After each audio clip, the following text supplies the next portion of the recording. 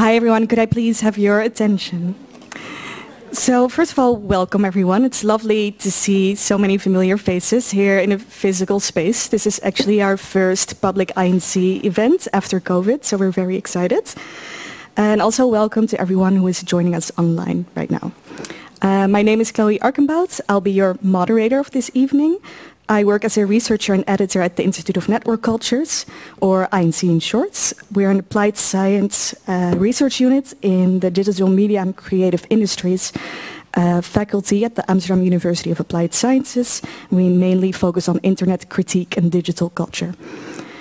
On the occasion of the launch of our annual INC reader, which is called the Critical Meme Reader, Global Mutations of the Viral Image, which was edited by Jack Wilson, who unfortunately could not be here today because he's stuck in the UK because of COVID travel restrictions, and Daniel de Zeeuw and myself, we are going to dive into meme studies this evening. The meme tarot you see behind me is also one of the lovely contributions that you can find in the reader. It's made by Luther Blissett, which is a pseudonym, and the artist might be in this room right now, he might not. I will not reveal his identity. And this event consists of international and local researchers, activists and artists who contributed to this reader and who are addressing the following questions, both in a theoretical perspective but also from personal experience. What is the current state of the meme? How are memes used for political counter-strategies? Is there a connection between memes and psychoanalysis? What is the current state of the meme producer, and what does the future of meme studies look like? For now, I would like to invite my co-editor Daniel de Zeeuw to the stage to introduce this evening.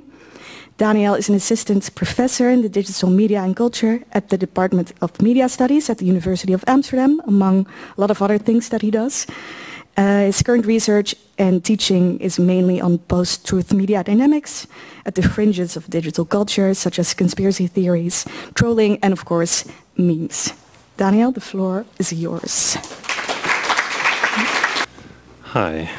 Yeah, so I have the honor of introducing this wonderful book, which I told Chloe, there's really nothing for me to do justice to the richness, the diversity, just the wealth of ideas that this book contains, both artistic and more scholarly.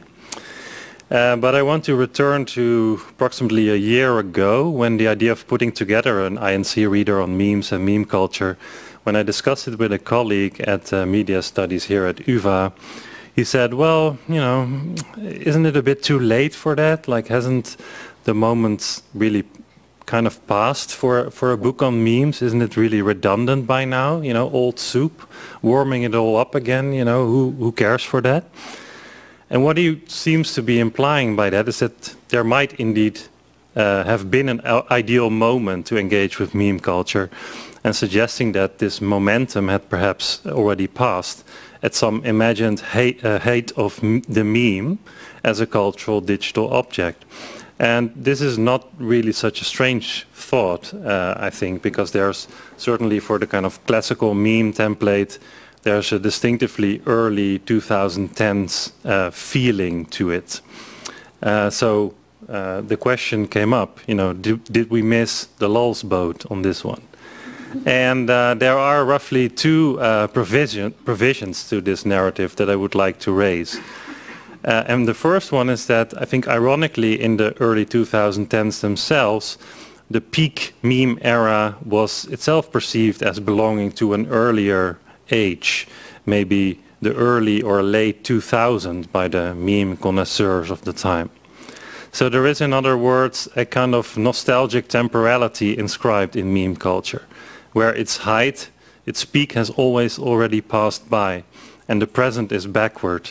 The authentic meme culture has been corrupted, commercialized, grown stale or repetitive, etc. And we see this kind of reactionary sentiment on anonymous image boards like 4chan, where users were among the first to develop highly weird memetic modes of interaction and cultural production. The second provision I want to make to my colleague's challenge is that I simultaneously have the idea that the peak meme era still has to come in a way. in unexpected new forms, as we, for example, already see in the evolution of new audiovisual meme formats on platforms like TikTok, which Crystal Abedin and the Bondi K write about in the Reader. Or as the cover blurb of Jamais Casquio's futuristic book Toxic Memes has it, about the year 2100, the year 2100 is ruled by memetics, the science of analyzing, engineering and manipulating ideas. Memeticists know how to get into your head for power, money and religion, or just for the fun of it. Ultimately, however, in a kind of dialectical twist well known to new media scholars, memetic logics will become so pervasive that the concept of the meme can no longer really pertain to a status as designating a specific object or dynamic. And I would add that these issues of periodizing memes also speak to the globalizing network temporalities that memes generally inhabit and that they exploit. And this is also why in the introduction to the Reader we say that meme studies probably has an expiration date after all, when it is no longer critical in the sense of a situation being critical and in need of address, but that precisely therefore its relation to the present is also the more intimate, as its validity doesn't really extend beyond it. So what is still critical about the meme, we think, as a digital cultural object, is that it disconnects the notion of culture from the domain of what can only be described as the domain of meaning, representation and authorship, by shifting our attention only slightly to a previously invisible or at least unclear aspect of all culture that is only brought to light by digital networks, namely the way that cultural materials are circulated and refracted by human and non-human actors in living circuits and infrastructures. And this is also why we say in the introduction that the meme is the place where semiosis and virality, sense and nonsense, signification and circulation meet, and that therefore the meme is also a privileged side of inquiry into this meeting point. And so this underrepresented aspect of culture as an iterative and creative form of collective self-plagiarism, or what we would now call remix or copy-paste, was experimented with by various 20th century art movements like the Situationist and the idea of détournement, which was in turn inspired by Dadaist collage and Surrealist drift. And what the Situationists recognize is that, I quote, contemporary culture is what many agents do in conditions of massive and easy uptake, where significance is not specifiable outside of the patterns of collective interaction. Since one cannot specify how significance differs from what many agents taken together do, there is no way one can specify how cultural products or patterns are distinct from physical ones. So culture is nature. And while this, end of quote, somewhat jumps to the conclusion, of course we recognize here the Dawkinian inspiration of the meme and memetics, about which so much has been said, obligatory and more or less intelligibly. And like the residual products of situationist détournement, the meme enables a new non-representational concept of culture as indexical traces of distributed collective interactions. And this is also why the meme poses such a challenge to traditional representational concepts of culture that are still prevailing in the humanities. And as part of the humanities, media studies nevertheless provides a kind of an opening for non-representational models of culture to seep into and resonate within the humanities, even when these models themselves have their own methodological issues with positivism and reductionism and the like. And as diverse and different as they all are, the contributions in the Reader that we're launching today explore this boundary object that is the meme, as caught between mimesis, imitation, signification, representation and meaning, and genetics, so the domain of replication, selection and virality. But they do so at the, you could say, the threshold where these oppositional pairs themselves really start to unravel and ultimately implode or become identical. So including long-standing meme scholars, artists, meme makers, and any unwieldy combination of those. These contributions in the reader range from an analysis of grotesque Instagram memes to a deck of meme tarot cards that you already saw, and from theoretical speculations on memetic sameness and psychoanalysis to emergent forms of memetic warfare and dissent in Austria, the US, Saudi Arabia, Democratic Republic of Congo, Turkey, India and Hong Kong. So this allows me to end in conclusion and in response to my colleague with whose challenge I began this introduction. I can say with a lot of confidence that this reader is very timely indeed. And I want to thank all the contributors for their effort in chasing after and keeping up with the times. Thanks.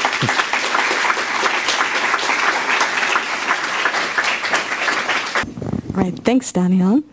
As for our next subject, Anahita Negabat, who is a contributor to this reader, and Jamie Brands will talk about how they challenge oppressive discourses in a local political context in a right-wing climate as meme admins. So we're going practical here right now. Anahita comments on Austrian politics. Her Instagram handle is Ibiza Austrian Memes. And Jamie does this as Commie Central in a Dutch political context with a Marxist point of view. Unfortunately, some talks are pre-recorded today because of travel restrictions and COVID. So please enjoy this interview I had with them earlier this month. Welcome, Anahita and Jamie. Thank you for being here with us today. First things first, Jamie, you decided to do this interview anonymously, right. And you're also using a pseudonym. So Jamie is not your real name. No, it isn't. Could you elaborate on this decision before we get into news? Yes, absolutely. Well, I think being anonymous has its pros and cons. A con is definitely not showing my face right now, which is looking quite ridiculous, because I use this page Commie Central, and it's not like my name or anything. And yeah, people always seem to think that multiple people run my page, which is a good advantage. I can put the focus off of me as an individual. I can just more focus it on ideology. Does it also have to do with safety? Oh, absolutely. Absolutely it does. Yeah, my inbox is quite full, like my request DMs is quite full of threats and death threats. But that's all part of the game, I guess. So thank you for doing this important work, first of all. No problem. You feel comfortable showing us your identity here. Do you have similar experiences as Jamie? I do. Actually, my experiences are very similar. So what I choose to do, or what I choose to have, is this sort of half anonymity. So if you look at my page, you cannot immediately find, like there's not my name there, I don't link my private profile. So what I'm trying to do is to make it kind of difficult for people who are not that invested in my activism to find me. So say a right-wing person would find me. Usually I think they wouldn't follow me the whole time. So they would maybe go on my page, and I don't want them to immediately know who I am. But at the same time, I was doing this anonymously for 3/4 of a year maybe. And I realized that a lot of activists also, politicians, journalists know me and my work, but they don't know that it's me actually.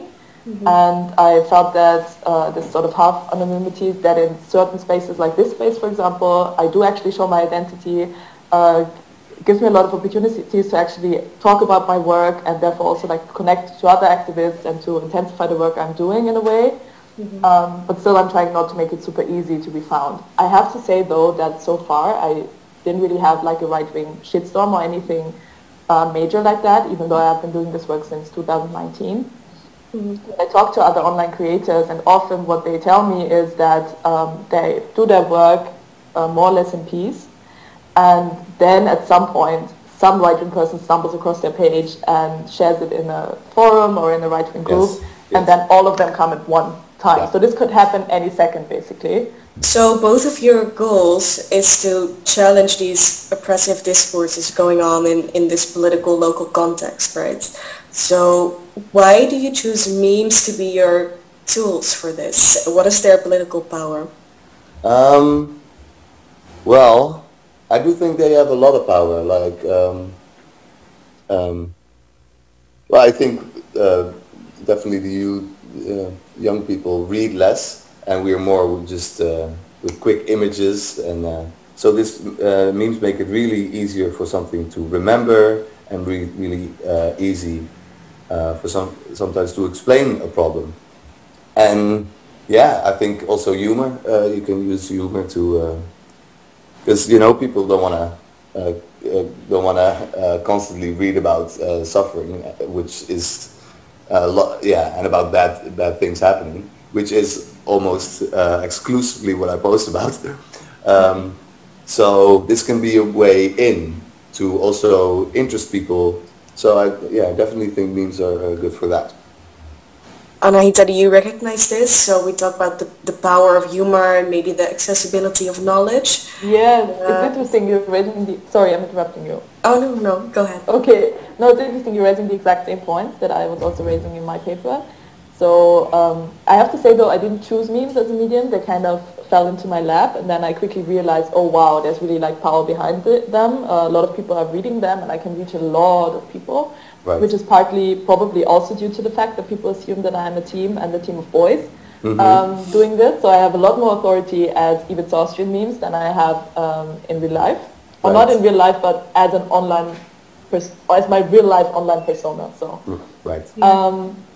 So as we know, mainstream media and political discourse produces and reproduces this sexist, racist, ableist, and other discriminatory beliefs and framings also of social problems. And intersectional feminist or anti-authoritarian or anti-racist perspectives are marginalized within public discourse. And this is really for me where memes and the internet comes in. Because they're so accessible and quickly producible, you can just use them to kind of create your own discourse or to create counter-narratives to the existing discourse. And I think for me, mainly, my activism is about creating and sharing alternative narratives about social problems. And it's also about showcasing alternative truths in this way, so the truths of those who are affected by all these policies and by these discriminatory policies and rhetoric.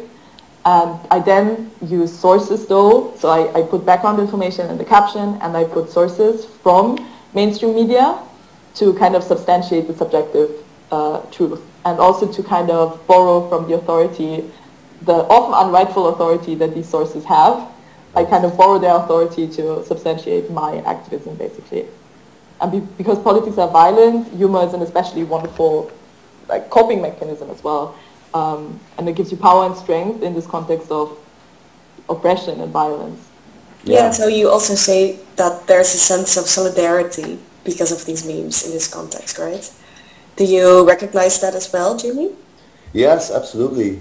And even when you see people in the street or whatever, like people just know certain memes. Mm-hmm. So that's definitely nice, and I think memes have definitely played a big role in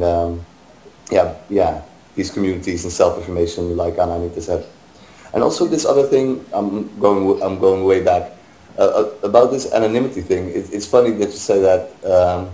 About that you have more accessibility to certain activism and stuff, because I've noticed even politicians send me DMs or take my stuff or share it or whatever, and then I see them in real life, and then it's I've talked to you for like an hour yesterday and now you don't recognize me. I still kind of like that, but sometimes I think I could just maybe say hey, I'm that person, and then have more access to certain spaces.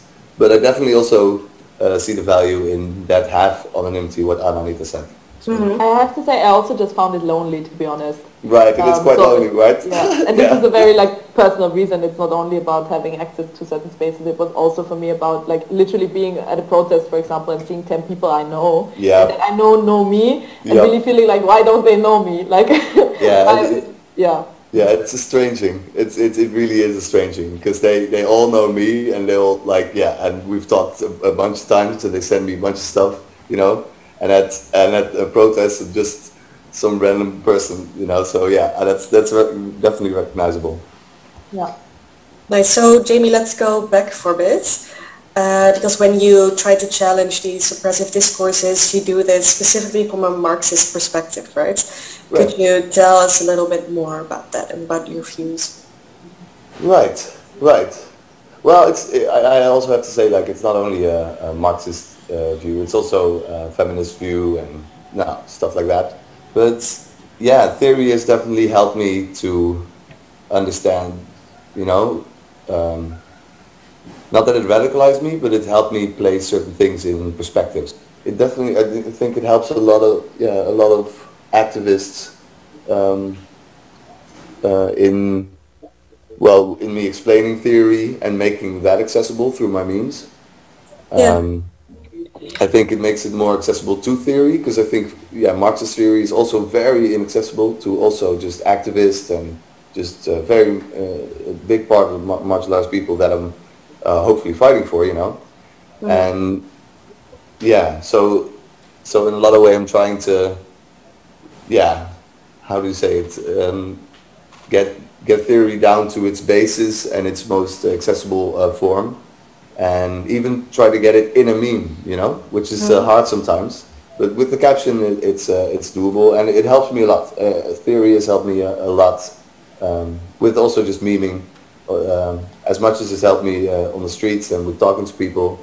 It has helped me definitely place also certain context in certain situations and happenings in a context, in a capitalist context, and that helps me understand them better and explain them better and relate to them better and talk about them better. So so that it helps a lot. Yeah, I like how you say that theory helps you understand concrete social issues happening right now, but then the social issues can help other people understand theory a bit better, which can be quite dense. So what I'm interested in is, how do the both of you translate these very complex social political issues into simple memes without losing the meaning? Can I start? Yeah, definitely. I found this question really interesting, actually, because I don't think that memes are simple. So I think the one thing they cannot easily do is tell you a long story with like several chapters, even though you can still like put several memes in one posting. So often it's just one argument that you're making, or maybe two.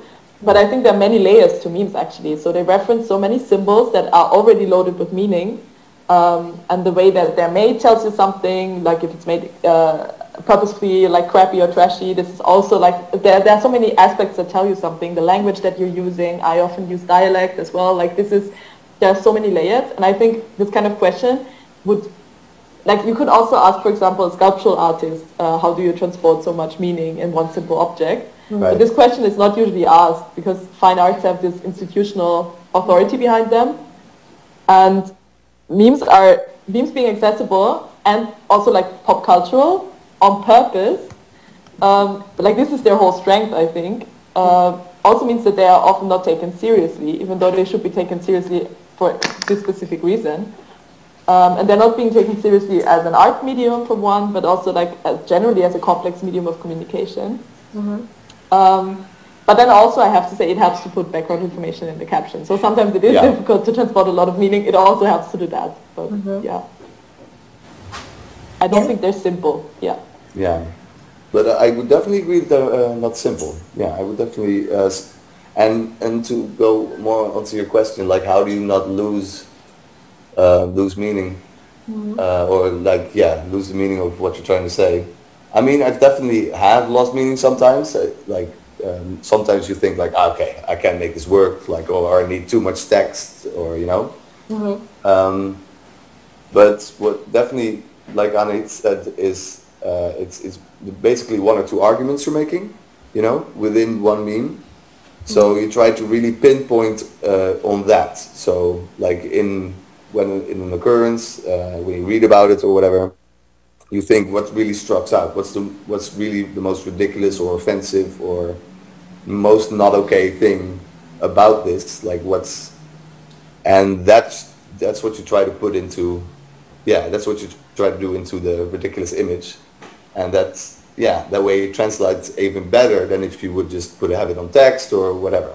So again, that's where memes can be really powerful, just pinpointing your exact, and also like I'm doing now. Sometimes people talk a long time to make a single point, and a meme really constructs it down to one point. So that actually also helps you not to lose your own argument. So sometimes you lose meaning by over-explaining, and I think it means that happens less actually. Yeah, that's a nice point. Like you said, memes are complicated and there are so many symbols and references that you kind of need to have before you can actually understand the complexity of a meme.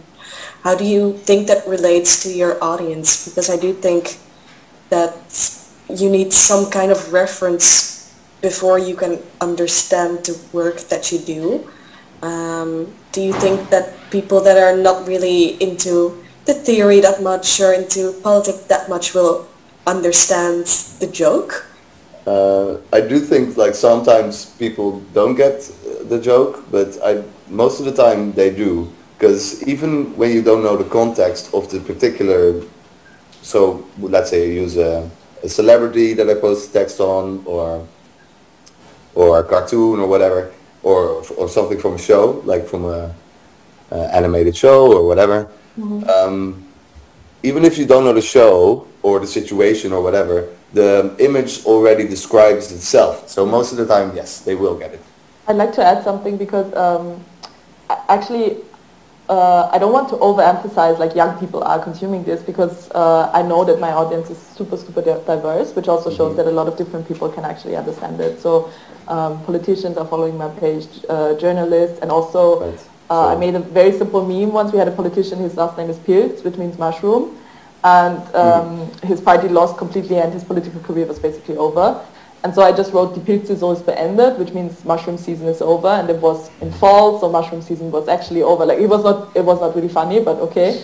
And I dressed him up as a mushroom. That's it. And then someone sent me a message saying, "You wouldn't believe that my 86-year-old father just sent me your meme in a WhatsApp group." Yeah.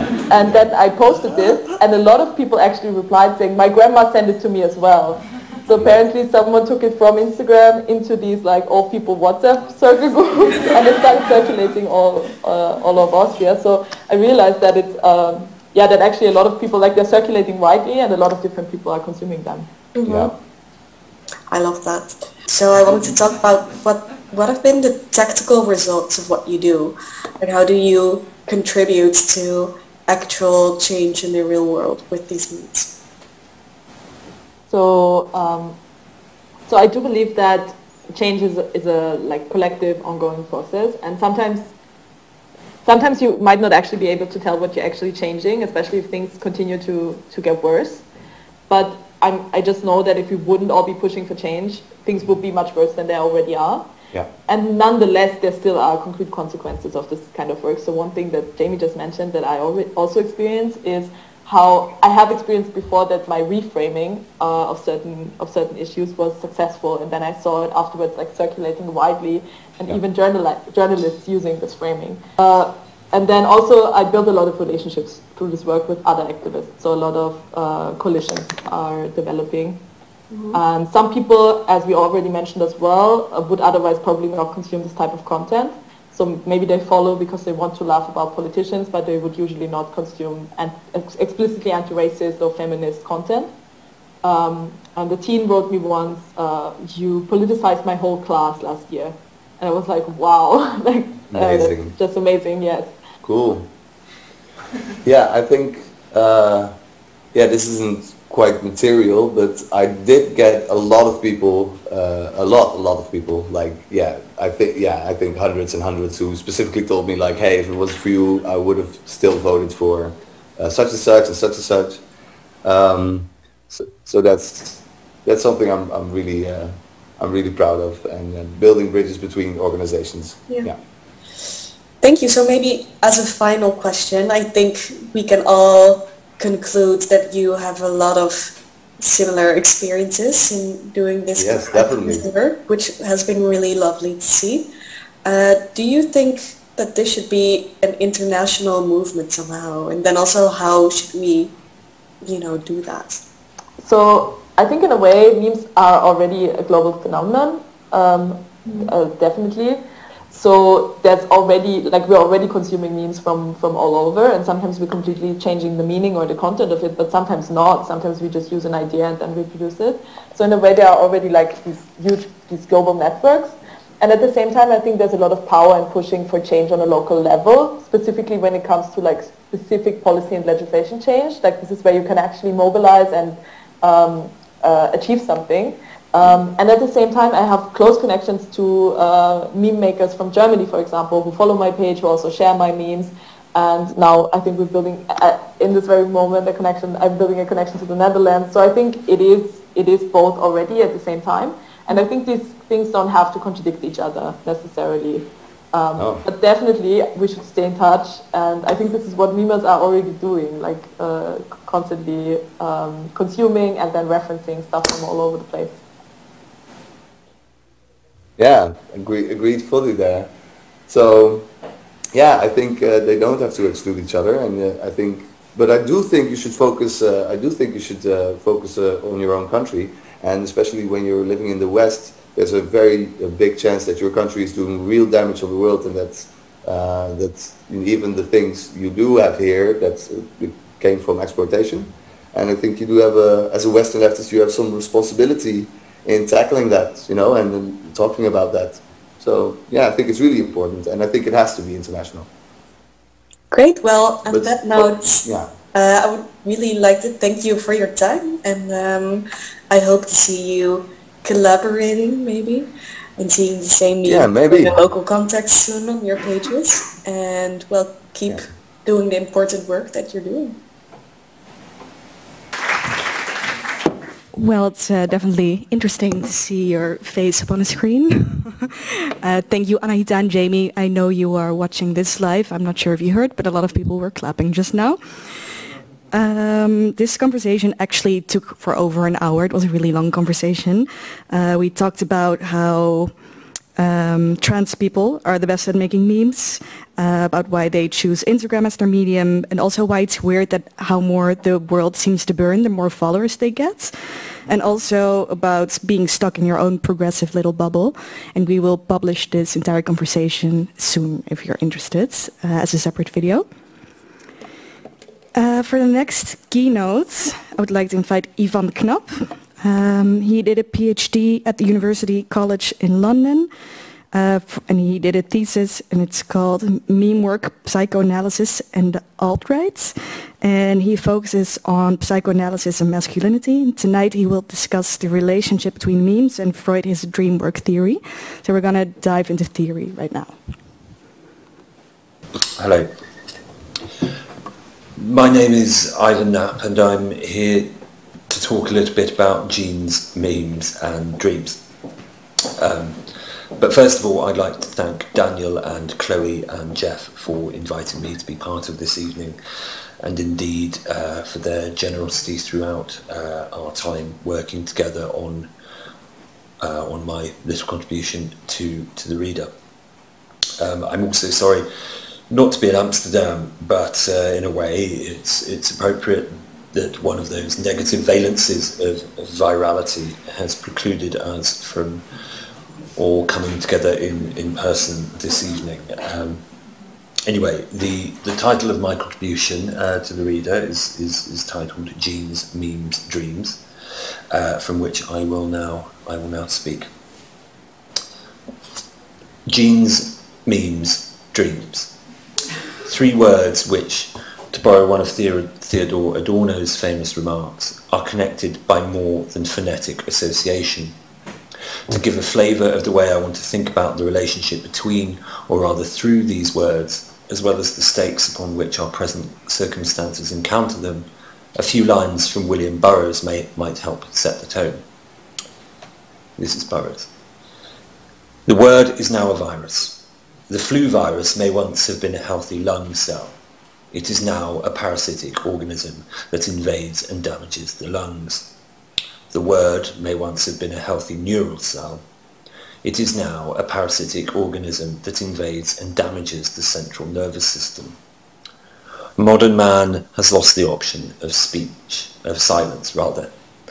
Try halting your subvocal speech. Try to achieve even 10 seconds of inner silence. You will encounter a resisting organism that forces you to talk. The word, in Burroughs' idiom, is indeed like a virus, possessing its own kind of virality. In his dense and associative text, words arrive in sequences, tripping and folding over themselves. Words in Burroughs infect other words, linking by long associative chains stretched out over determinedly horizontal literary structures.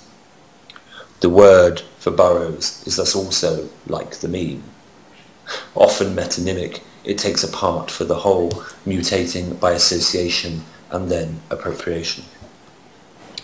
The lines I quote from Burroughs above have also recently served as an epigraph to an essay by David Yoselit in which he argues that it is now simply a fact. We have learnt it all too well that viral memes and biological viruses are co-agents.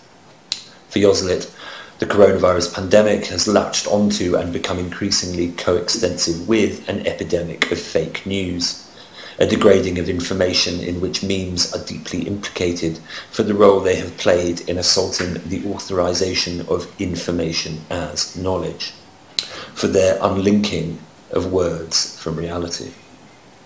In 2009, Emily Apter wrote presciently of how memes are mobilized by channeling the epidemiological analogy to an aggressive virus and all that comes with it. Imaginaries of disease, contamination, toxicity and demographic incursion. The episteme of the meme, she continued, is essentially pandemic and bellicose. For Richard Dawkins, the rhyme between gene and meme was always meant to be conceptual as well as phonetic. He was keen to emphasize that this closeness between the two words should refer to a correspondence between the biological and the social or cultural, by which any quantum of genetic or cultural material is perceptible less in a singular presentation or encounter than in a series or sequence which could be apprehended most clearly through a vast sample. But if the gene would make legible transgenerational mutations, then the meme, as its cultural corollary, would write the intersubjective relations between people. But what about the last of these three words, the dream? How does the dream make a sequence of the gene-meme coupling? Apter cites the meme's association with mass consciousness, but also its negative capability. And if we take negative here to mean the underside of something, the obverse of consciousness perhaps, then the pathway to Freud's psychoanalytic project becomes clearer. It may be enough, to begin with, to set out some of the most striking congruences between dreams and memes that emerge from a reading of the interpretation of dreams. We learn there that dreams are composed of fragments. Held together by association, they are composed of jokes, slips of the tongue, figures of speech. They are monomic, partial, fleeting and transitory. Dreams are bizarre, absurd, irrational, monstrous. They express the satisfaction of wishes dispelling powerful anxieties. They are formed by the operations of displacement, condensation, revision and substitution. And, like internet memes, they were first ever elevated to an object of critical inquiry from a derided status within the culture at large. In some, one might go so far as to say that at the level of vocabulary, memes speak the language of dreams. Displacement, condensation, revision. The three primary terms of dream work, each designating a mechanism by which an unconscious wish or anxiety is given form made representable to the dreamer in disguise. As dreams are dreamt in images before being translated into words, they are also essentially pictorial. But what I think is important to emphasize here is the stress Freud places on the notion of work to describe the way these image-making functions also represent unconscious processes. In dreams, there is always a manifest or surface content produced by these operations which covers for its hidden or latent meaning. With this kind of terminology to hand, one can easily see how the pictorial and associative means by which memes are produced resonates with Freud's project. But might we then ask, what could be supposed by a notion of meme work on the level of psychical dynamics from which, in dreams, these aesthetic processes are indivisible? In the deadly context Joslit and Apter have in mind, Trump, of course, looms large. 4 years of a president apparently swept to office on a wave of alt-right meme warriors has irreversibly altered the status of the meme as an object of political and psychic agency. As the psychoanalyst Juliet Mitchell puts it, psychoanalytic theory uses the bright colours of pathology as seen in the clinic to grasp the duller shades of the normative. If this is so, might not the glimmer of possibility that alt-right examples provide be an opportunity to say something of the psychic work memes perform? In other words, can we use the alt-right meme as a pathological instance inscribed by the trace of operations also present in less extreme, more generic examples? Certainly the alt-right's incredulous declaration that with Trump's ascent to the White House in 2016, they had actually elected a meme, provides a sense of the wish-fulfilling functions that memes perform. Surely the politics of anxiety and fear which undergird Trump's electoral support would corroborate such a reading. Trump memes, in this sense, are a means of representing or giving form to, articulating, a set of collective desires and anxieties. The wish is at once dispersed and collected. For with memes, we're talking of images for and of the group, and the psychic work they perform is necessarily qua this mediation of group subjectivity. But one of the reasons why psychoanalytic theory isn't particularly well represented in the literature on memes may be on account of the persistent misapprehension that it is a theory of the individual rather than the social. And perhaps this owes something to Freud's own language when writing about groups. From group psychology and analysis of the ego right through to civilization and its discontents, all the major texts on groups strive to escape the image of the father and therefore remain beholden, figuratively at least, to the centrality of the individual circumscribed by the family unit. So, despite the revelation in group psychology that hostility and violence are integral to the very formation of the social, that the group is psychotic, regressive and sustained by illusions, such moments of radical insight remain shaded in the legacy of Freud's work. A further problem in applying Freudian theory to more recent emanations of fascistic subjectivity arises at the level of organisation.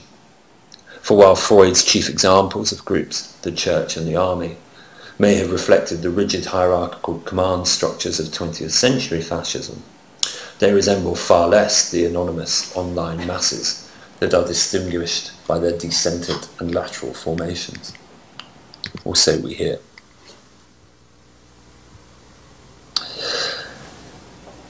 In order to escape the primacy of the individual subject as the touchstone of analysis, and to more effectively address the social quality of memes, we might look to two French analysts whose work with groups helps illuminate the social dimension of dreams.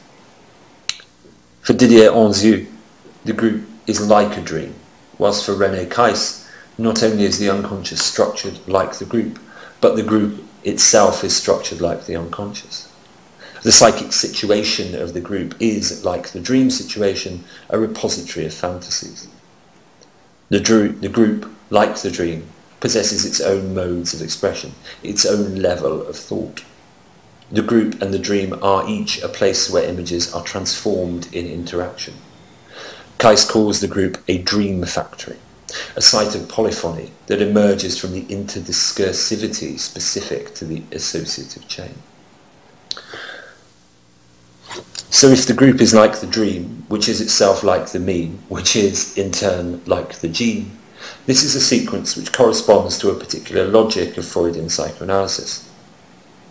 Introducing the first edition of the interpretation of dreams, Freud writes of how the dream is the first of a series of abnormal psychic formations, whose succeeding members are the hysterical phobias, the obsessions, the delusions. What links these phobias, obsessions and delusions is a corresponding or shared structure, a conflict at the seat of psychic functioning whose irresolution is expressed in the form of a symptom.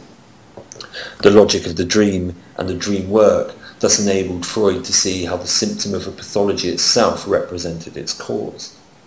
And it did so by revealing the subject's psychic reality, that is, the subjective reality produced under the weight of repressed psychical structures and unconscious processes which determine the subject's apprehension of shared reality or actuality. To encapsulate the psychic reality the memetic alt-right offers entry to, a well-known scene in Lana and Lily Wachowski's 1999 film The Matrix offered a neat solution. The red pill meme harks to the juncture in the movie's narrative where the central protagonist, Neo, is offered a choice between two pills, one red, one blue. The latter will return him to his quotidian life as Thomas Anderson, a computer programmer. The former will deliver him, with no possibility of return, to a revelatory consciousness. Having chosen the red pill, Keanu Reeves' character finds his prior life revealed as a simulation designed to hide his real existence as one nodal organism in a vast system of techno-capitalist extraction.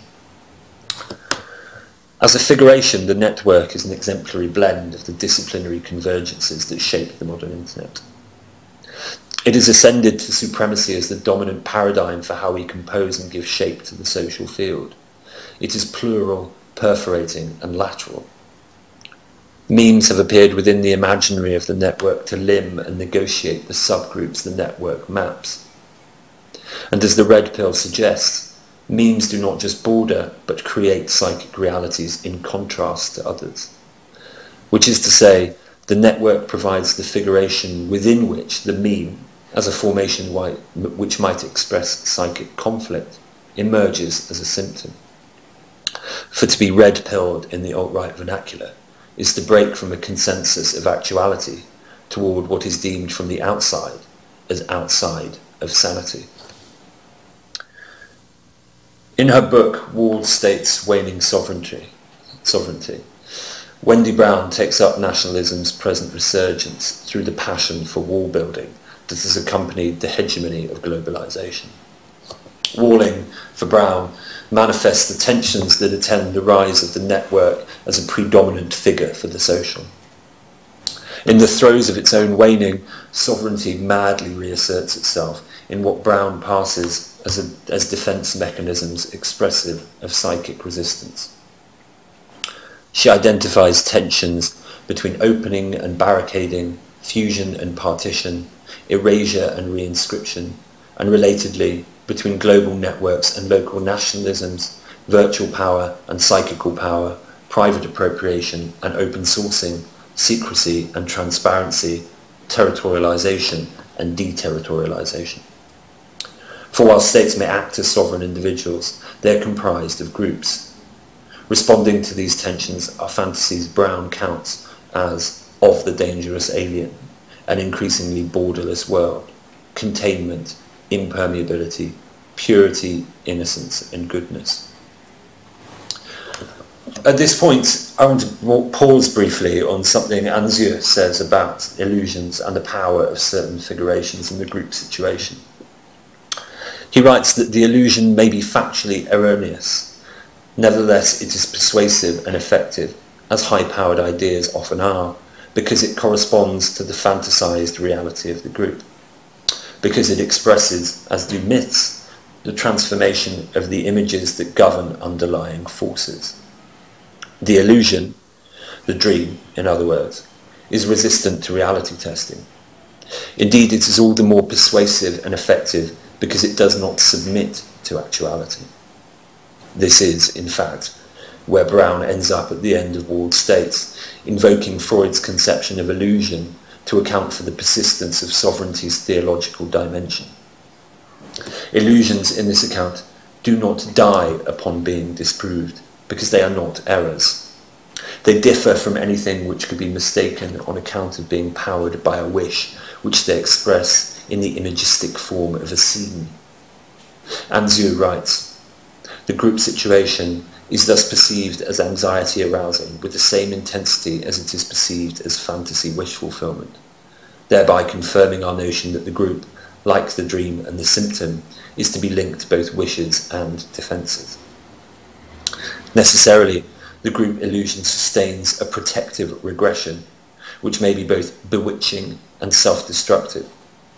Along this path, the group succumbs to projection and splitting, committing to a vicious circle of repetition. Anzieu is telling us here a crucial part of what psychoanalysts working with groups, notably Wilfred Bion and Hannah Segal in England, as well as Claes and Anzieu in France, have long known about their object of study, namely that the group is an unstable psychic entity, prone to actively pursue the conditions of its own destruction. The physical constructions Brown surveys map the anxieties of the network as it recalibrates the imaginative geography of group violence under conditions accelerated by new media affordances. Far from the only form available for its expression, Walling nonetheless indexes a condition of extreme paranoid anxiety, a behaviour, an impulse, a desire which represents the irresolution of a conflict in the social between the fantasy of sovereignty and unprecedented connectivity.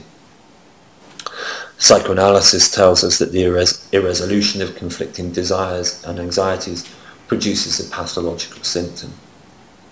It is the provocation that I want to make in my contribution to this reader, that the meme, sharing so much with the psychic condition of the group and the dream, may be usefully, if provisionally, apprehended along the same thread.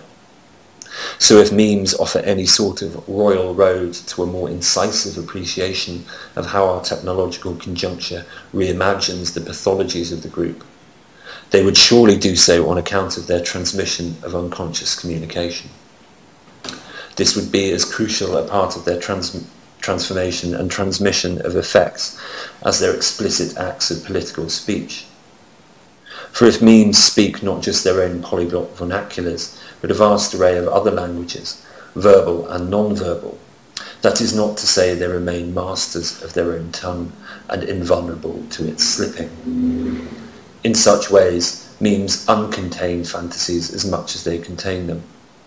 And if memes also collectivise fantasy, inasmuch as they articulate the many voices which comprise the group's unconscious. Such a perspective would read the meme as a medium of peculiar susceptibility to the representation of fantasies which index the pathological dimensions of everyday life. So in considering what this relationship between the dream and the meme might lead on to, I would recommend not collapsing the differences between the two terms. Instead, any correspondence might be more helpfully directed toward the way memes could help us think about the group as a psychic object.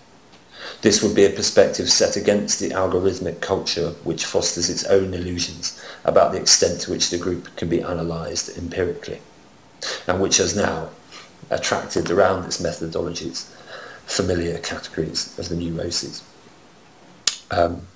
Thank you very much.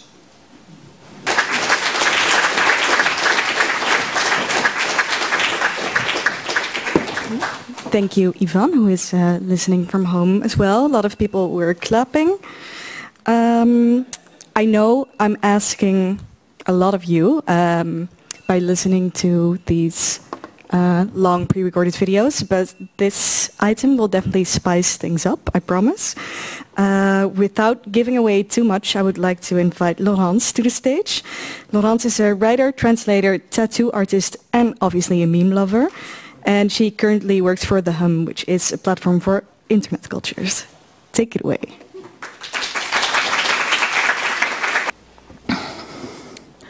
A self-fulfilling prophecy. When you accidentally write Satan instead of Santa. Made to be licked, topped, and loved. Same, babe. Same.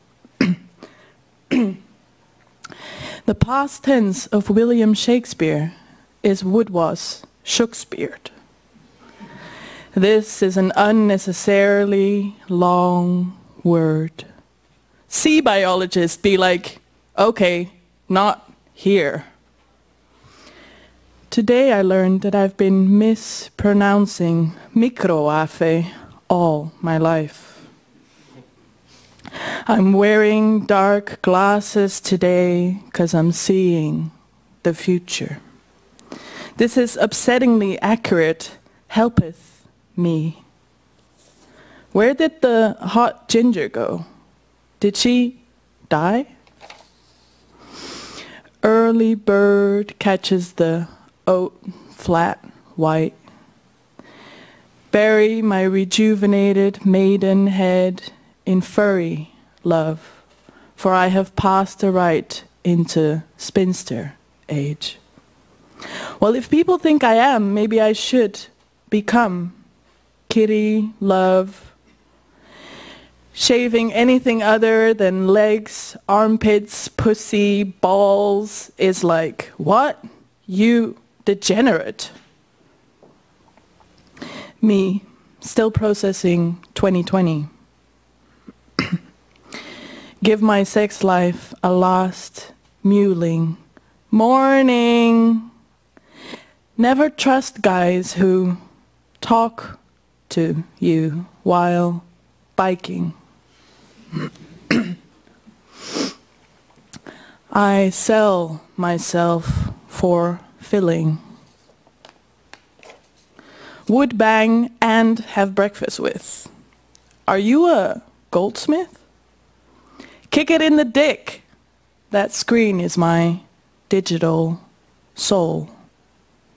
You're better than Pizza Hut. Fuck them. Pussy Palace in the eve, library in the morn. Bullets were invented in 1841. People in 1840. It's the end of times. Again. To quote Hamlet, Act 3, line 87, no. Hello, thou art hungeth over. Goodbye forever, north of the river. Casual small talk. Me. Disturbing fact no one asked for. Dicks and sitting on avocado faces. Had to call the firemen for my burning loins. Fill my holes, cold, dark fucks, aka Scorpios. Turn your cocks back 1 hour tonight. Ah, balls. I'm out. Me. Folds one shirt. Each word gets its own shining moment. How close I am to losing it. In Soviet Russia, Waldo finds you. Tits now. Let it snow. A human hug combined with a pillow. Snuggling so softly. Love isn't salty till you cry. Avoid gravy. This WAP misses you. Come back, please. Putting the pro in unproductive. Live life to the fullest. Quit your job. Every app is a dating app if you're creepy enough. 1960. I bet we'll have flying cars in the future. 2020. I look like a slapped arse. Like a fart in the wind. Poof. These animals just LOVE to cause absolute carnage. Laughing emoji. Incoherent grunge singing. Being healthy is the slowest way of dying. On the surface of the moss-smelling, black-rimmed pond glides the tall, peaceful, round swan. Hackers in movies be like, I'm in. In a glass cage of emotion. Is it wrong for a Christian to get a tattoo? Music to eat brunch to. Smiley face, no problem. It is beginning to look a lot like fuck this. Nobody. Cats. Genetically engineered and named after a butt. Starting a support group for procrastinators tomorrow. Mother without baby, spank me, corporate daddy. That's what glue wine do to gals. Racists don't deserve Molly. A woman's bare breasts, calm, unangry sea. Wide dog gets somehow wider, seeks help from God. Color me intrigued. Oh God, I'm so wide. Anger is a potent spice. Squeegee. Skeegee, orgy. Relinquish is just a fancy word for lose. Everything is a dildo if you're brave enough.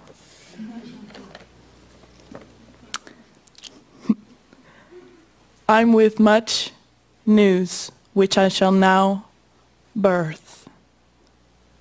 Can I cry real quick? Like a spider in the brain.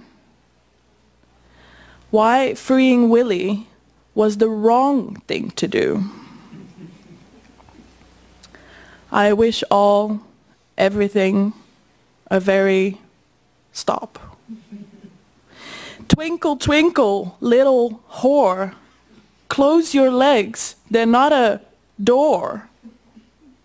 Ah yes, our breasts, the chesticles. Whales have been looking at the stars long before humans. Sleep with my husband? Why, my lover would be furious. 3 boobs, 0 fucks. A Kodak moment. It's called garbage can, not garbage cannot.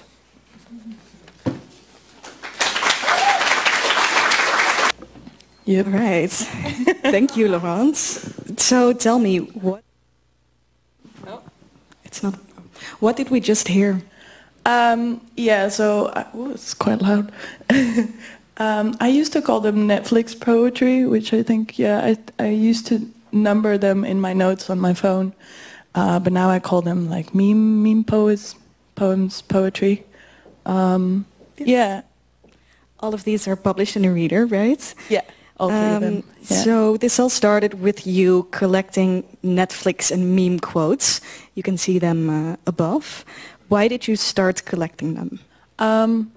Yeah, so I also write that in the essay that it's together with the poems in the book that I have this gigantic bookcase, right? And I have all these books I want to read, but then I'm always just like, not always, but very often watching Netflix and the books are kind of staring at me, and then I'm, yeah, like it was half out of curiosity what the one-liners would do in a different context and half out of almost guilt of not being, not interacting with words on a different level, I think.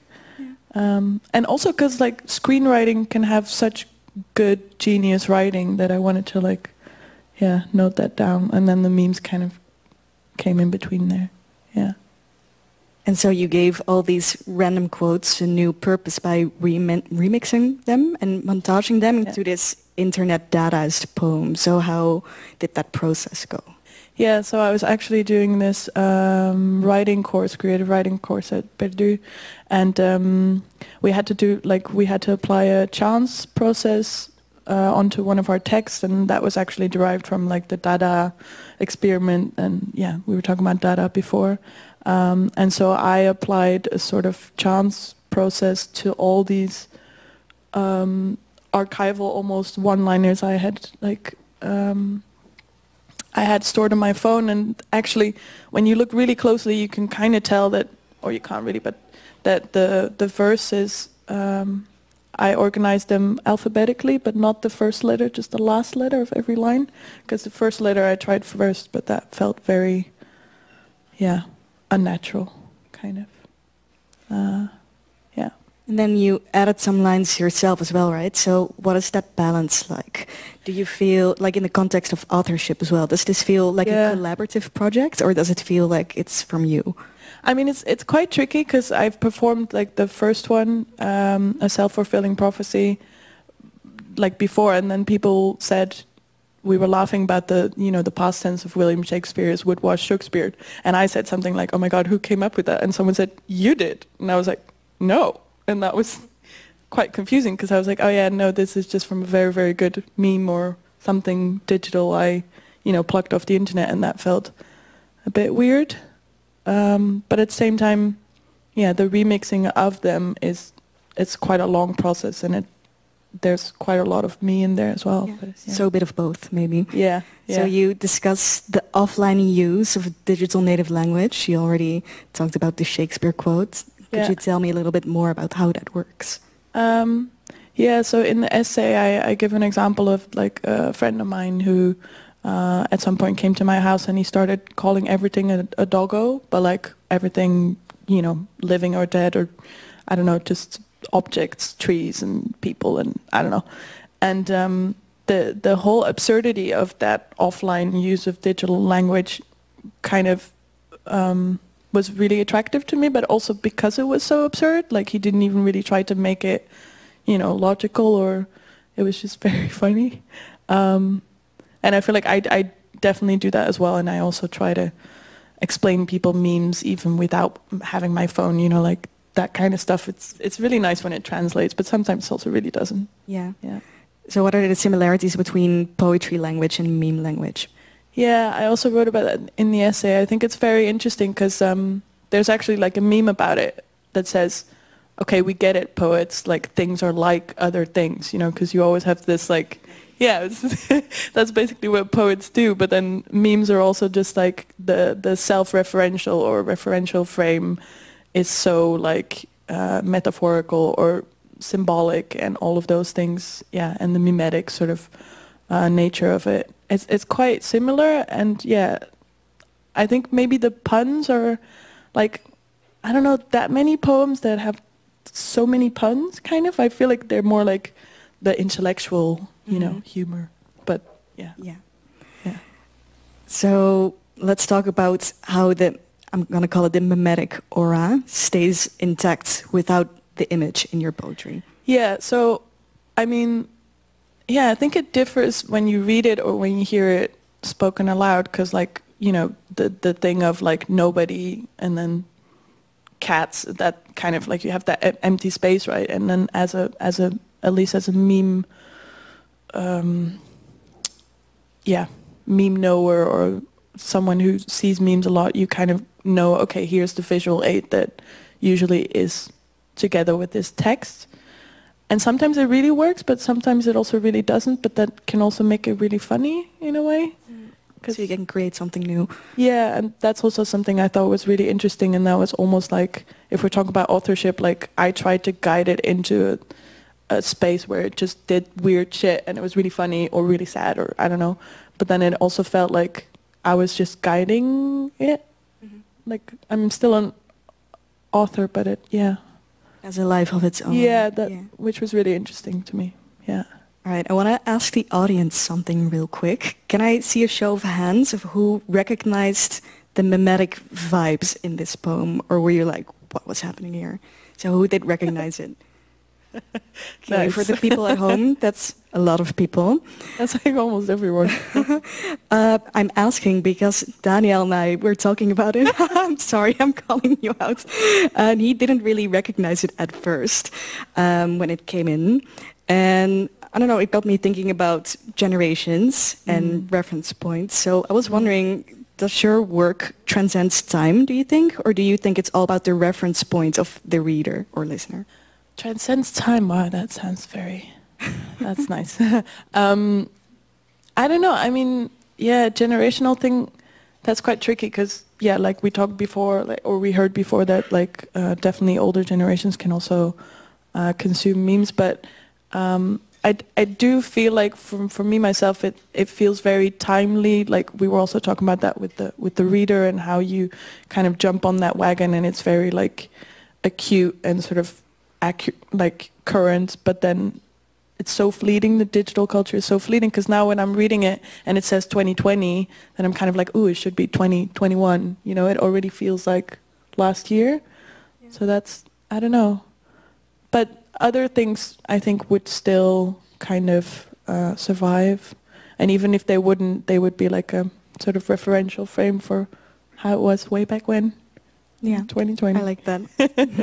So maybe as a final question, what do you think the future of the meme producer looks like? So do you think it's all going to be very interdisciplinary and remixed into reality like you did? Or what do you think is going to happen?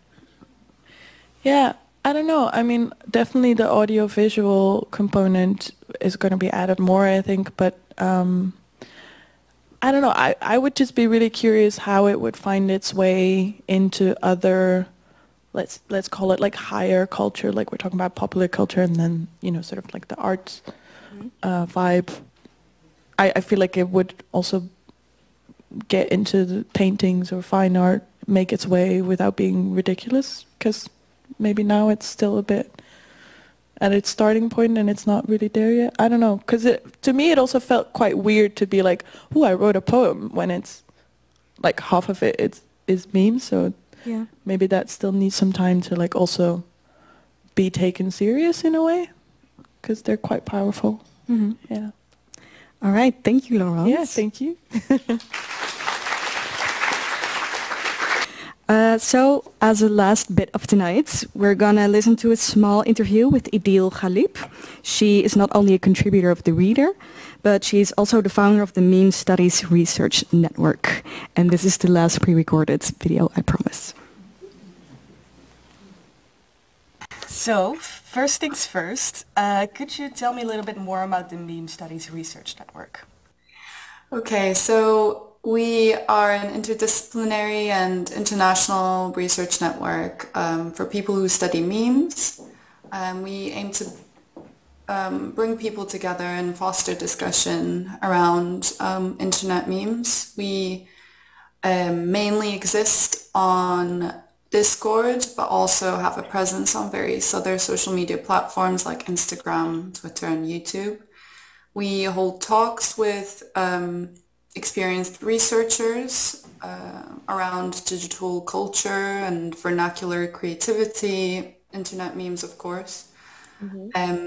We're also doing a collaboration with Virtual Goods Dealer at the moment, which is a multimedia platform run by meme makers that you may know from their Instagram handles. They're called Ada.wrong, SAQ memes, and Cindy Shin from Mails Are Cancelled. And we're working together to transform our resource list, which is like a 30-page like master document of academic research around internet memes. We're working to transform it into a digital index with them.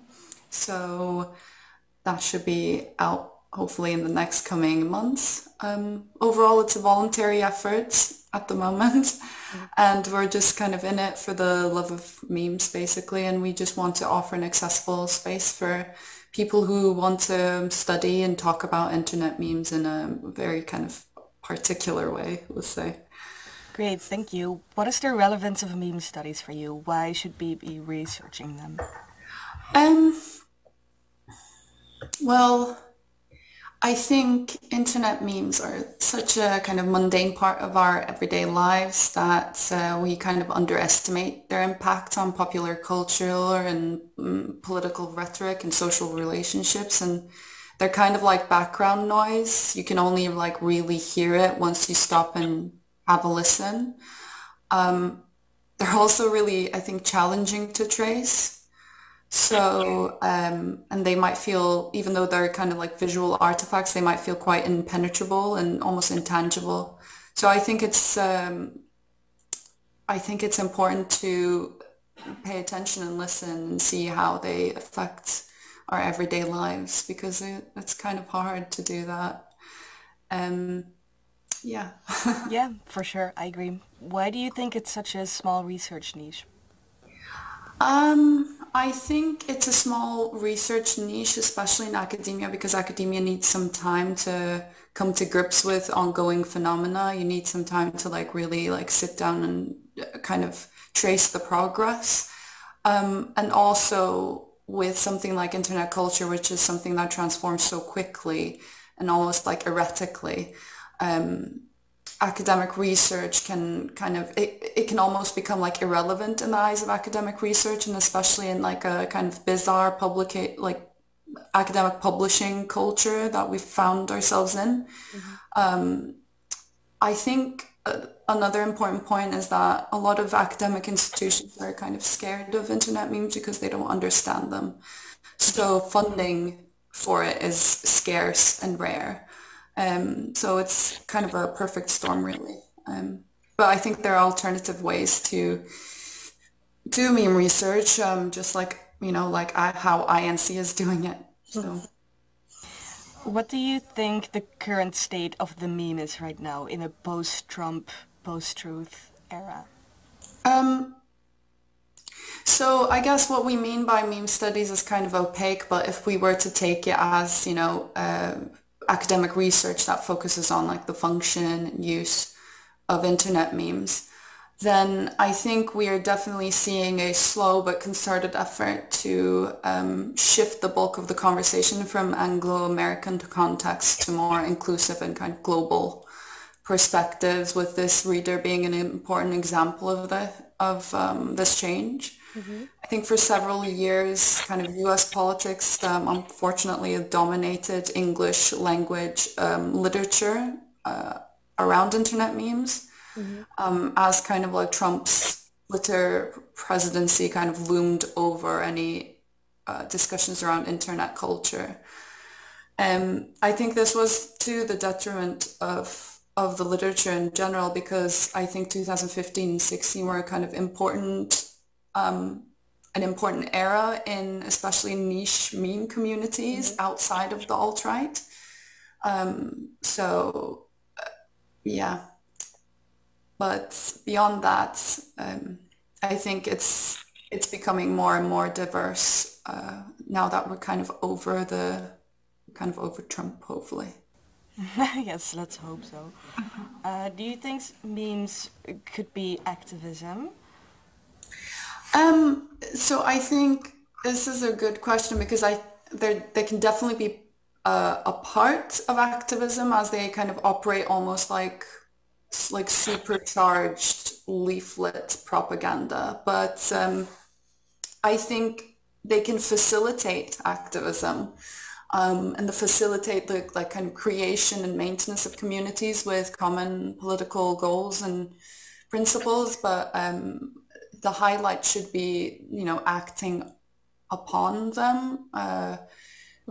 They can only be something worthwhile if people act alongside them. It must be coupled with like political action. They can easily be seen as, I think, as like feeble objects of like armchair activism as well. So you need to be careful. Yeah, to not become performative, but actually do something tactile with them. Yeah. I agree. Would you want to comment on your own essay as well when we talk about the current state of the meme? Because you talk about digital labor and the state of in-betweenness. Is that something you would want to comment on now? Yeah, I think it's important to, when we're like kind of thinking about the state of meme studies, I think it's useful to think about the changing or like prevalent modes of meme creation and distribution, which is all, obviously that's all like digital labor. How people are doing this like labor is important to understand the the forms of communication that are now popular. For instance, like meme generators were an important part of meme culture for a long time, but now with the increased use of smartphones and photo editing applications, I think this has caused a sort of more diverse array of memes. Another thing, like similarly, beyond my essay, I think Crystal Abedin talks about the oral turn in memes, and that, in my opinion, obviously that goes back to, TikTok, which is like the main kind of distribution, where the distribution of memes is happening very, very quickly. So I think to make any inferences on the state of memes, distribution and creation platforms come first. Yeah, so that's a nice bridge maybe to the future of the meme. Do you think they are moving beyond just images right now? No. I think the power of the internet meme lies very much in its like imagistic nature. I think they'll definitely change, but I'd be surprised to see memes that are separated from their, visual characteristics. I think that's what makes them really powerful, is that their visual nature. Yeah. Yeah. I mean, Arniban Bashia says in his essay in the Reader we published that he talks about Memetic Terror, where he kind of says that it becomes a mode of spreading ideas, which then comes back into the physical world and even bodies and policies. I do think that's a lovely way of looking at it, but of course maybe we're not talking about memes anymore when we talk about these kind of things. What would you say the future of the meme is? If they're not moving beyond images, what are they moving into? I don't know. I think they're just becoming... I think maybe the future of memes kind of lie between, this like increasingly blurry boundary between the virtual and kind of like offline. So I think it's just gonna... maybe I like this idea of like, the body politics that comes into it. So maybe it'll become more and more kind of offline and physical in the future. I'm not so sure. Yeah, I think so too. Do you think that memes can also be used for a better future somehow? Yeah, I definitely think so. And I think just like going back to kind of, our memes activism sort of thing, I think they can really facilitate, like they can bring people together and through my like perspective, the one good thing that might come out of, you know, sharing and distributing internet memes is like further decentralized spaces online. I think internet memes are also very much related to the platforms they exist on. So to move away from this like platform dependency is like, I think, key for a better future. And you know, you might fail in the goal of moving away from platforms, but like trying, I think, is the key here. So I think, yeah, in my head, this like the idea of the decentralized online space is key, and I think internet memes can facilitate that. Yeah, I agree. Let's make it happen, or try at least. Yes, please.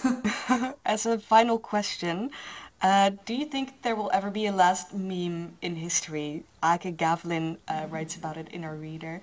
But maybe my question is, do you think meme culture will ever end or move into something completely different, or will they be with us forever? I'm gonna say no. I don't want to elaborate, just no. Well, let's hope not. Yeah. Well, thank you, Edil, for this lovely interview. Thank you, Chloe. We'll keep in touch.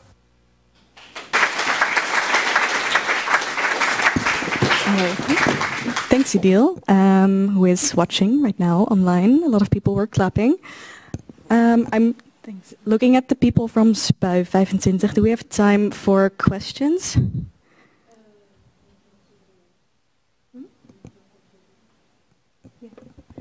So maybe we'll have like 5 to 10 minutes for questions from the audience. And I would like to ask Laurence and Daniel on the stage for that too. Right, so actually, can I take the bold opportunity to ask you a question? Yeah, sure. Because I saw a kind of a connection between the previous lecture by Yvonne about memes and dreams. Yeah. And memes as a vehicle of expressing the unconscious or the kind of fantasy group life. Mm-hmm. And I was wondering, does that play a role in your poetry, or as a kind of a medium of more, let's say, pre-unconscious ideas that you also find floating around in culture? Yeah. I get what you mean. Yeah, but before tonight, I myself not really made the link between sort of how dreams operate and how memes do. But there's definitely something to say about like the subconscious sort of message, subliminal message that could come out of it.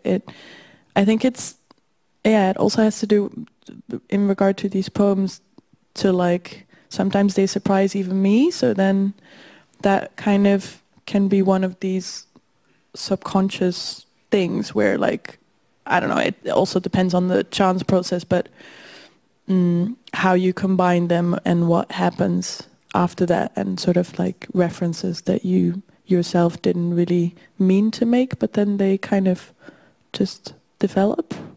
I think that's definitely in there. Yeah. I don't know, yeah. That's okay, yeah. Thanks. Yeah. So are there questions?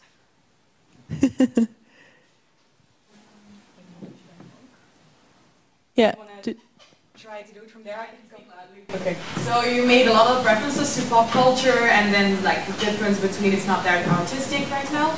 You made this critical meme reader. Is this a plea for it to become part of like literature studies? Is that what you desire? Who are you asking exactly? Just okay, yeah. Well, maybe yes. I'm looking at Daniel too, but I think like the entire point of this reader is to show that memes should be taken seriously and that they have a lot of power in different ways. And I could definitely see them moving away from being seen as just low culture or pop culture, and that we might start taking them more seriously. That would be great. Although I'm wondering if we should, though, really take them seriously.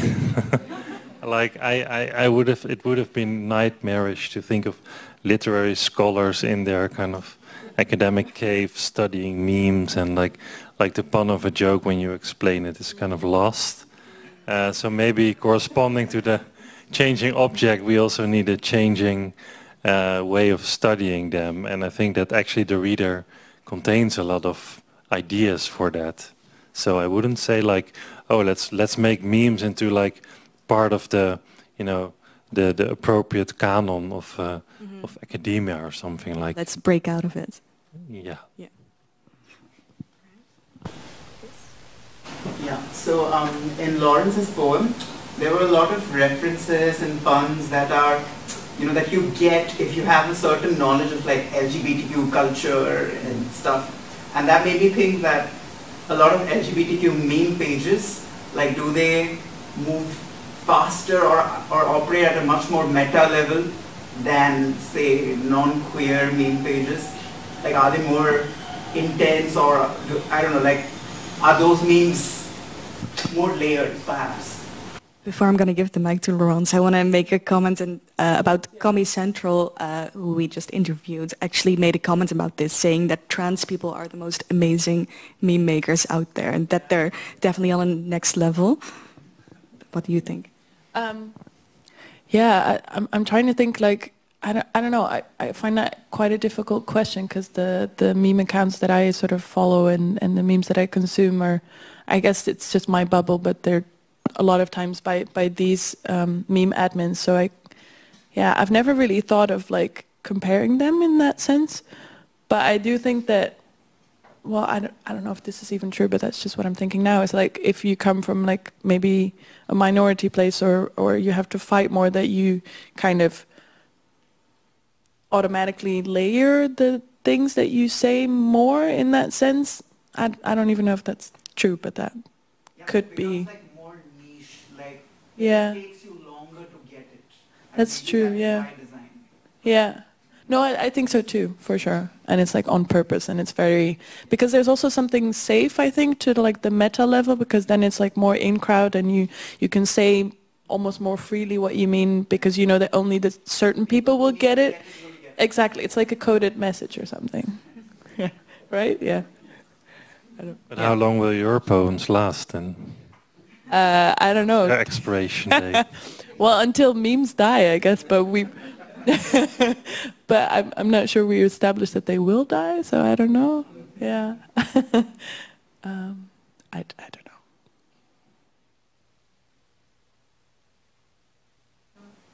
Yeah.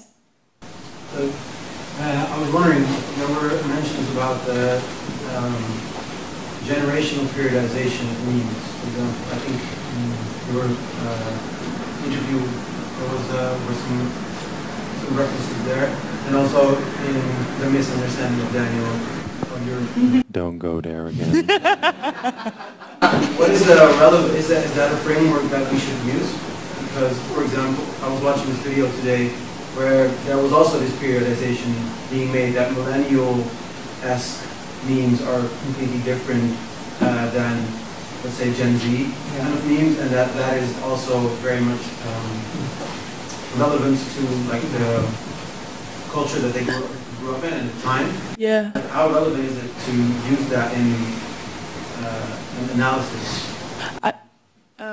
Yeah, I think it's actually quite relevant. I mean, speaking for myself, because I also saw a meme just yesterday or something about like the difference between humor and memes from like boomers and then millennials and Gen Z, and it was literally like boomers saying I hate my wife, millennials saying I hate my life, and then the Gen Z was literally just like a mouth mask with Elon Musk's face on, and it only said Elon, you know. and I thought that was such a good point of like how the humor differs so much, and I don't know, sometimes I also see like memes that are definitely Gen Z humored, and I'm just like, huh? And then I get them, but it's almost so much, yeah, I don't know. Like the humor is way more condensed in a way, like the mask, you know, you only need the picture and then one word and it's literally, you get it. It's crazy. I don't know, to me it's so visual as well, but I don't know if you... Yeah, and I think it relates to what was said earlier about memes not being simple. Like I really like that point, that they are more very densely layered, kind of compact messages that thereby also reflect collective experiences, and maybe, yeah, there's a way in which these experiences are generational in a way, but yeah, and also with the absence of other maybe more traditional kind of identity categories like class, gender, race. I mean, that those are all also present, of course, but generational seems to be kind of a privileged side of distinguishing types of memes and humor. And why that is exactly, yeah, I don't know. But Yeah. So maybe 2 more questions? And then So could you say that the political cartoon is like for the meme of like the older generation, and you have to have some sense of, a sense of what was going on at that time in society to get the cartoon, as you have to have some sense of what's going on to get a meme. So in that way, it does not, like political, we don't necessarily get political cartoons that has been made in the 50s or 60s, unless they're about big movements. So in that sense, it has a meme that also has an expiration date, because maybe in like in a couple decades we don't understand the memes how they are created now. And they lose meaning in that way. I like the comparison you make. I think they definitely have similarities, where the biggest difference is that cartoons are published in established newspapers that are being curated by people into certain narratives, and while memes are completely free of all those power structures, and anyone, can make one. So I think that is a big difference. But yeah, maybe the next generation won't understand anymore. I guess time will tell. yeah, although a lot of memes are also about everyday experiences that are also partly persistent. But yeah, kind of the very mundane level of everyday life. But yeah, and one more comment from Maurice. There was one, I want to mention one text for the reader that did make the cut in the end, which was about Italian boomer memes, which were absolutely hilarious. They would just see like, buongiorno and a cup of coffee, it's so bad, and you don't know why it's bad, so but they become good in a way then. So yeah, I'm kind of still mourning that one didn't make it. All right, so maybe one final question. I think you had a question. Well, I had a question, but it was kind of answered. But I think I could maybe ask it still. There's thanks for tonight. There were a few really nice things that came my way. The idea of circularity, right? Of how they cycle, and Laurence, seeing you kind of take the digital and bringing it out here in the analog world to propose it. I was very much wondering, and also in response to your question, is where do memes go to die, right? And that's just a question in my head of where do they go to die? Is it that if trans people are kind of like, if it trickles down from trans or like minority groups, and say one platform and it trickles down, do memes die in an alt-right Facebook group, or do memes die in the mundane fact of going on a stage and saying 2020 when it's 2021? I was very much wondering. Or maybe they end when there are no marginalized groups anymore and the entire world is equal. Bye. Let's pray. All right, thanks everyone. Yeah. I guess I'm just gonna keep sitting here. Thank you so much for being here tonight. I really hope you enjoyed it. I would like to take this moment real quick to thank a few people. First of all, Geert for believing in me, and Daniel and Jack for being awesome, Jeff for the brilliant copy editing, Tommaso for literally saving my life so many times, Marijn for the great cover, and Dunia for all your help, and my other colleagues Seb and Morgan, and of course Spui25 for hosting us, and the wonderful speakers and contributors. You can all take a reader home with you tonight. All INC publications are always free and open access.